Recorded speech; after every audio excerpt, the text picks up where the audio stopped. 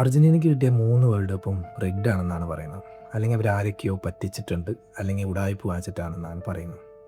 ഇത് എതിർ ടീം ഫാൻസുകാർ ഇമോഷൻസിൻ്റെ പുറത്ത് പറയുകയാണോ അസൂയയുടെ പുറത്ത് പറയുകയാണോ എന്ന് നമുക്കറിയില്ല. നമ്മുടെ കയ്യിലുള്ളത് കുറച്ച് ഡാറ്റ. ഈ ഡാറ്റ വെച്ചിട്ട് നമുക്ക് ഈ പറയുന്നതിൽ എന്തെങ്കിലും വാസ്തവം ഉണ്ടോ എന്ന് നോക്കിയാലോ. ഇതിന് പറ്റിയൊരു ടൂളാണ് പവർ ബി ഐ. അപ്പോൾ പവർ ബി ഐ ബിഗിനേഴ്സിന് ഇൻട്രൊഡ്യൂസ് ചെയ്യാൻ വേണ്ടിയിട്ട് ഞാൻ ഈ ടോപ്പിക്ക് തിരഞ്ഞെടുക്കാൻ തീരുമാനിച്ചു. ഇത് വളരെ ബിഗിനർ ഫ്രണ്ട്ലി ആയിട്ടാണ് ഞാൻ ഡിസൈൻ ചെയ്തിരിക്കുന്നത്. ഈ 3 വേൾഡ് കപ്പ് ഈ പറയുന്ന 78, 86, 2022 ഈ 3 വേൾഡ് കപ്പിലെയും ഡാറ്റാസ് നമ്മുടെ കയ്യിലുണ്ട്. ഇത് നെറ്റിൽ അവൈലബിൾ ആണ്. അപ്പോൾ ഇത് വെച്ചിട്ട് പവർ ബി ഐ യൂസ് ചെയ്തിട്ട് എങ്ങനെ വിഷ്വലൈസേഷൻ ചെയ്ത് കാര്യങ്ങളെന്ന് മനസ്സിലാക്കാൻ നോക്കാം. അപ്പോൾ ലെറ്റ്സ് സ്റ്റാർട്ട്.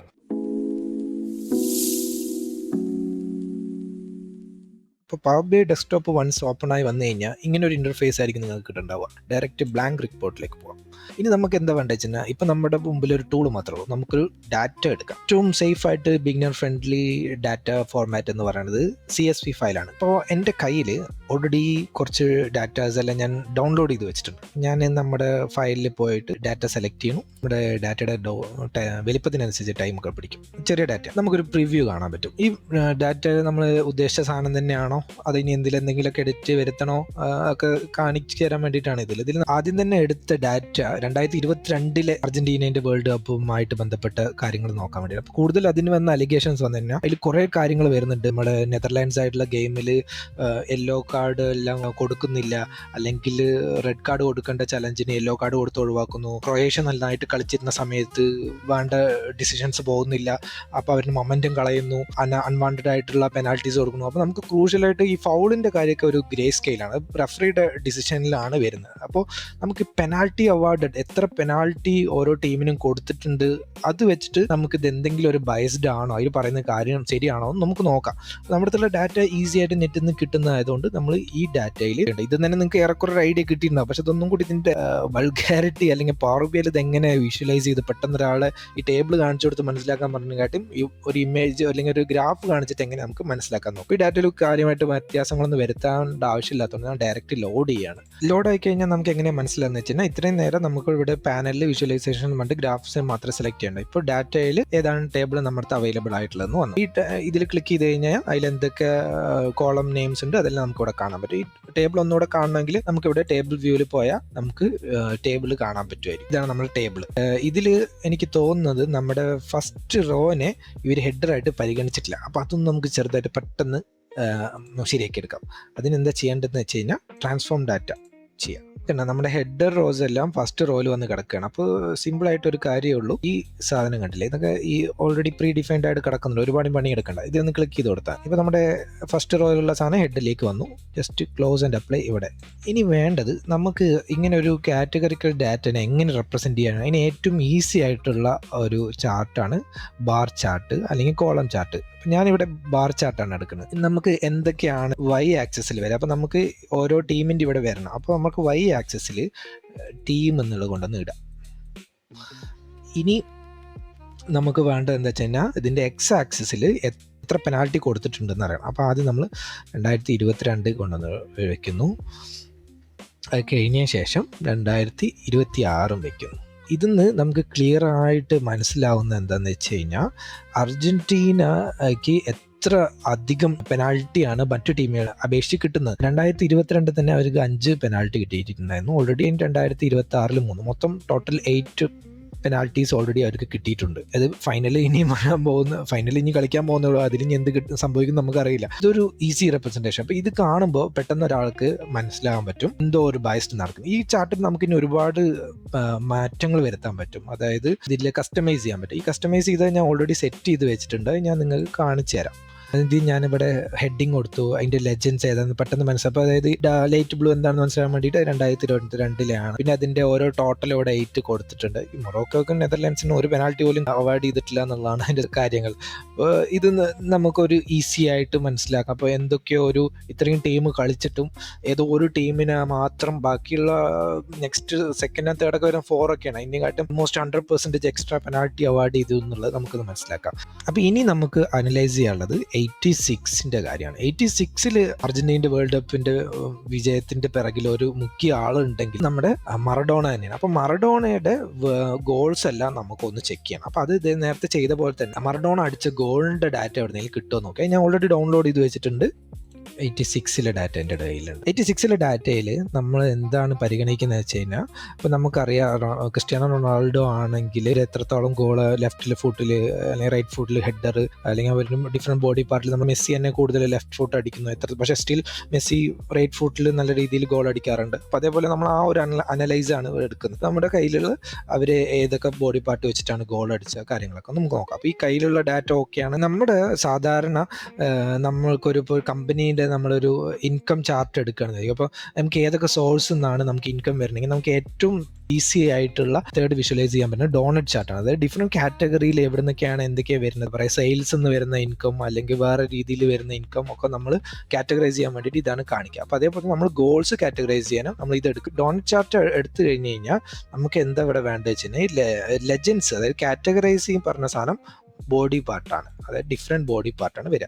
അതിൻ്റെ കൂടെ നമ്മൾ എന്താണ് കമ്പയർ ചെയ്യുന്നത് വെച്ച് കഴിഞ്ഞാൽ വാല്യൂസിൽ ഇവർ എത്ര ഗോളോ ഈച്ച് ബോഡി പാർട്ട് വെച്ചിട്ട് അടിച്ചു എന്ന് നമുക്ക് നോക്കണം. അപ്പോൾ നമുക്ക് ഒരു ചാർട്ട് കിട്ടി. ഈ ചാർട്ടിൽ നിന്ന് മനസ്സിലാക്കാൻ പറ്റുന്ന ഒരു കാര്യം, 3 ഗോൾ അടിച്ചിട്ടുള്ളത് ലെഫ്റ്റ് ഫുട്ട് വെച്ചിട്ടാണ്. റൈറ്റ് ഫുട്ട് വെച്ചിട്ട് ഒരു ഗോൾ അടിച്ചിട്ടുണ്ട്. മൊത്തം 5 ഗോളിൽ 3 ലെഫ്റ്റും 1 റൈറ്റ് ഫുട്ടും പിന്നെ 1 ലെഫ്റ്റ് ഹാൻഡാണ്. ഫുട്ബോളിനെ സംബന്ധിച്ചിടത്തോളം ഈ കൈ കൊണ്ട് തട്ടുക എന്ന് പറഞ്ഞാൽ തന്നെ അത് ഒരു എലിജിബിൾ ആയിട്ടുള്ള കാര്യമല്ല. കൈ തട്ടിയെന്ന് നമ്മൾ ഹാൻഡ് കൊടുക്കുന്നു, മറ്റൊരു ഫ്രീ കിക്ക് അടിക്കണം. അപ്പോൾ അതേ കൈ വെച്ചിട്ടാണ് പുള്ളി ഗോൾ അടിച്ചിരിക്കുന്നത്. അപ്പോൾ അതെങ്ങനെയാണ് ആ ഇംഗ്ലണ്ടിനെതിരെയുള്ള ക്വാർട്ടർ ഫൈനൽ 2-1 അത് ഇത്രയും ക്രൂഷ്യൽ ആയിട്ടുള്ള ഒരു ഗോൾ അടിക്കുന്നു. അത് കഴിഞ്ഞിട്ട് 5 മിനിറ്റ് കഴിഞ്ഞിട്ട് ഒരു അടിപൊളി ഗോളൊക്കെ അടിക്കുന്നുണ്ട്. പക്ഷെ അതെല്ലാം ഒരു മൊമെന്റം കിൽ ചെയ്തിട്ട് നേടിയെടുത്ത പോലെയാണ് നമുക്ക് ഫീൽ. സ്റ്റിൽ ഇതൊരു അൺവാണ്ടഡ് ആയിട്ടുള്ള കാര്യമാണ്. അപ്പോൾ ഇതിന് നമുക്ക് ഞാൻ ഒന്നും കൂടെ ഇവിടെ ഞാനിപ്പോൾ വിഷ്വലൈസേഷൻ എഡിറ്റ് ചെയ്തിട്ട് സമയം കളയുന്നില്ല, സെറ്റ് ചെയ്ത് വെച്ചിട്ടുണ്ട്, കാണിച്ചു തരാം. കണ്ടോ, നമ്മൾ ഇങ്ങനെ ഒരു ഇല്ലീഗൽ ആയിട്ടുള്ള രീതിയിലൊക്കെ നമ്മൾ വരുമ്പോൾ അതിന് കളറിങ് ഒക്കെ ഈ റെഡ് കളർ കൊടുത്തു കഴിഞ്ഞാൽ ആൾക്കാർ കുറച്ചും കൂടി പെട്ടെന്ന് ക്യാച്ച് ചെയ്യും. അപ്പോൾ left hand 1, right foot 1, left foot 3 എന്ന് നമുക്ക് കാണാം. ഒന്ന് വൃത്തിയായിട്ട് കാണുന്നത് പെട്ടെന്ന് ഏതൊരാൾക്കും പെട്ടെന്ന് മനസ്സിലാവുന്ന കാര്യം. മറഡോണയുടെ ഗോൾസിലൊക്കെ എന്തൊക്കെയോ കോൺട്രിബ്യൂഷനിൽ ഇഷ്യൂസ് ഉണ്ട്, നമുക്ക് ഇങ്ങനെ ക്ലിയർ ആയി. ഇനി അടുത്തത് വന്നിട്ട് ഏറ്റവും കൂടുതൽ കോൺട്രവേഴ്സി നിറഞ്ഞ വേൾഡ് കപ്പാണ് 78 വരുന്നത്. ആ സമയത്ത് അർജന്റീനയിൽ മിലിറ്ററിയാണ് റൂൾ ചെയ്തുകൊണ്ടുണ്ടായിരുന്നത്. ആ സമയത്ത് 76 മുതൽ അവരുടെ ഗവൺമെന്റിനെ അട്ടിമറിച്ച് ഒരു മിലിറ്ററി അധികാരത്തിൽ വരുന്ന അവരുടെ ജനങ്ങളുടെ ഒരു പ്രീതി നേടാൻ അല്ലെങ്കിൽ വിശ്വാസം അവരുടെ മുഖം മറയ്ക്കാൻ അല്ലെങ്കിൽ പല കുറ്റകൃത്യങ്ങൾ മറച്ചു വെക്കാനൊക്കെ അവർ ഈ വേൾഡ് കപ്പ് എങ്ങനെയും ജയിച്ചേ പറ്റൂ എന്നുള്ളൊരു വളരെ നിർബന്ധമുള്ള ഒരു കാര്യം. അപ്പോൾ അവരതിന് എന്തൊക്കെ ചെയ്തു, പല കാര്യങ്ങൾ അവർ ചെയ്തിട്ടുണ്ട്. നിങ്ങൾക്ക് ചിലപ്പോൾ നിങ്ങൾ അറിയുന്ന കാര്യമായിരിക്കും, ചിലപ്പോൾ അറിയാത്ത കാര്യം. അപ്പം നമ്മുടെ അതിൻ്റെ ഡാറ്റ കയ്യിലുണ്ട്. വീണ്ടും CSV ഫയൽ ഇമ്പോർട്ട് ചെയ്യുന്നു. നമ്മുടെ ഡാറ്റ റെഡിയാണ്. ഇതിൽ പല അൺവാണ്ടഡ് കോളംസ് എല്ലാം റിമൂവ് ചെയ്തിട്ടുണ്ട്. അതൊക്കെ നമുക്ക് ഇതിൻ്റെ പ്രയർ സ്റ്റെപ്പ് ആയിട്ട് ചെയ്യാൻ പറ്റുന്നതാണ്. ആവശ്യമില്ലാത്ത കോളംസ് ഒക്കെ ഡാറ്റന് വലിപ്പം കൂട്ടണമെങ്കിൽ നമുക്ക് റിമൂവ് ചെയ്യാം. ഈ വേൾഡ് കപ്പ് നടക്കുന്ന സമയത്ത് 2 ഗ്രൂപ്പ് സ്റ്റേജ് ആദ്യം നടക്കും. അതായത് ആദ്യം ഒരു ഗ്രൂപ്പ് സ്റ്റേജ് കഴിഞ്ഞതിന് ശേഷം അതിന് ക്വാളിഫൈ ആയ ആൾക്കാർ വീണ്ടും അടുത്തൊരു ഗ്രൂപ്പിലേക്ക് വരും. അതായത് ഗ്രൂപ്പ് 1, 2, 3, 4 കഴിഞ്ഞിട്ട് അതിലത്തെ വിന്നേഴ്സിനെല്ലാം ഗ്രൂപ്പ് എയും ബിയിലേക്കും ഇവർ മാറ്റുന്നുണ്ട്. അപ്പോൾ ഇത് ഞാൻ സ്കാറ്റർ പ്ലോട്ട് വെച്ചിട്ട് ഒരു സ്കോർ എത്ര എല്ലാം ഗോൾസാണ് ഹോമും എവേയും ടീമെല്ലാം അടിച്ചിരിക്കുന്നത് നമുക്ക് നോക്കാം. അപ്പോൾ അതിനിപ്പോൾ നമ്മുടെ കയ്യിൽ എവേ ടീം സ്കോർ ഉണ്ട്, ഹോം ടീം സ്കോർ ഉണ്ട്. അപ്പം ഞാൻ എക്സ് ആക്സിസിൽ ഹോം ടീമിൻ്റെ സ്കോർ ഞാൻ ഇടാൻ തീരുമാനിച്ചു. ഞാനത് അഗ്രിഗേറ്റ് ചെയ്യുന്നില്ല, ഡോണ്ട് സമ്മറൈസ് ചെയ്യുന്നുണ്ട്. എവേ ടീമിൻ്റെ സ്കോർ ഞാൻ Y ആക്സിസിലിടും. ഞാൻ സമ്മറൈസ് ചെയ്യുന്നത് ഇതെല്ലാം എന്തുകൊണ്ട് ചെയ്യുന്നു, എന്തുകൊണ്ട് സമ്മറൈസ് ചെയ്യുന്നില്ല എന്നുള്ളതെല്ലാം കുറച്ച് സമയമെടുത്ത് പറഞ്ഞു തരണ്ടായിരുന്നു. ഞാനിപ്പോൾ ഈ വീഡിയോയിൽ ഇൻക്ലൂഡ് ചെയ്യുന്നില്ല. എന്നിട്ട് നമുക്ക് ചെയ്യാൻ പറ്റുന്ന സാധനം ഈ എത്ര മാർജിനിലാണ് ജയിച്ചെന്നുള്ളത് നമുക്ക് സൈസിൽ ആഡ് ചെയ്യാം. ഇതിപ്പോൾ ഇങ്ങനെ കാണുമ്പോൾ നിങ്ങൾക്ക് പെട്ടെന്നൊന്നും മനസ്സിലാവില്ല. അത് എന്താ വെച്ചാൽ നമ്മളിവിടെ കുറേ വിഷ്വലൈസേഷൻ പാർട്ടിൽ പോയിട്ട് ഇതിൻ്റെ ആക്സിസ് എല്ലാം അഡ്ജസ്റ്റ് ചെയ്തിട്ട് ഇതിനൊന്നും കൂടി ഈസി ആയിട്ട് രീതിയിൽ മനസ്സിലാക്കുന്ന രീതിയിൽ ഞാൻ ഓൾറെഡി സെറ്റ് ചെയ്തിട്ടുണ്ട്. ഇതേ രീതിയിൽ തന്നെയാണ് ഞാൻ ചെയ്തത്. സെയിം വാല്യൂസ് ആണ് കൊടുത്തത്. ടൈം കളയേണ്ട വേണ്ടിട്ട് ഞാൻ അങ്ങോട്ട് പോവാണ്. ഓക്കെ, ഇത് സെയിം ഡാറ്റയാണ് നമ്മുടെ കയ്യിൽ. അതിനെക്കുറിച്ച് ഞാൻ ഒന്നും കൂടി ഓൾറെഡി സോർട്ട് ചെയ്ത് വെച്ചതാണ്. ഇപ്പോൾ ഇവിടെ നേരത്തെ പറയാം, നമ്മൾ ഹോം ടീമിൻ്റെ സ്കോർ ഇടുന്നു, എവേ ടീമിൻ്റെ സ്കോർ Y ആക്സിസിൽ ഇടുന്നു. സൈസിൽ കൗണ്ട് ഓഫ് മാർജിൻ ഇത്ര തന്നെ ചെയ്തിട്ടുള്ളൂ. ഇപ്പം നമ്മൾ ഈ സ്കാറ്റർ പ്ലോട്ട് എന്തിനാണ് വെച്ച് കഴിഞ്ഞാൽ ഇപ്പം നമ്മുടെ കയ്യിൽ കുറേ ഡാറ്റ ഉണ്ടെങ്കിൽ എന്തെങ്കിലും കുറച്ച് ഡാറ്റ ഔട്ട്ലിയർ ആയിട്ട് അല്ലാണ്ട് മറ്റ് ഡാറ്റയിൽ നിന്ന് കുറച്ച് മാറി നിൽക്കുന്നുണ്ടെങ്കിൽ നമുക്ക് പെട്ടെന്ന് ഐഡന്റിഫൈ ചെയ്യാം. അപ്പോൾ ഇവിടെ തന്നെ നമുക്ക് കുറെ മനസ്സിലാവും ഇതിൽ കൂടുതൽ ഗെയിംസും വന്നിരിക്കുന്നത് ഈ 3-2 എന്നുള്ള സ്കോർ, 3-1, 2-2, 1-1, 0-0 ഇതെല്ലാം ഇതിന് വലിപ്പം കൂടുന്നത് എന്താ വെച്ച് കഴിഞ്ഞാൽ അതിൻ്റെ അത്രയും നമ്പർ ഓഫ് ഗെയിംസ് അവിടെ നടന്നിട്ടുണ്ട് എന്നുള്ളതാണ്. ഇതെല്ലാം നമുക്ക് സ്റ്റിൽ പോസിബിൾ ആയിട്ടുള്ള കാര്യം. ഇപ്പുറത്തൊരു 2 ഗെയിം കാണാൻ പറ്റുന്നുണ്ട്. അതായത് രണ്ട് ടീമിന്റെ കളികളിൽ 6-0 ജയിക്കുന്നുണ്ട്. അപ്പോൾ 2 കളി അങ്ങനെ നടക്കാന്ന് പറയുമ്പോൾ നമ്മൾ വിചാരിക്കും അപ്പോൾ ഓക്കെ അതിൽ പ്രശ്നങ്ങളൊന്നുമില്ല. ആ കളികൾ അല്ലെങ്കിൽ ആ ടീം ഈ 6 ഗോള് മേടിച്ച ആൾക്കാർ നമ്മൾ അല്ലെങ്കിൽ ആ സാഹചര്യം ഒന്ന് നമുക്ക് അനലൈസ് ചെയ്യാം.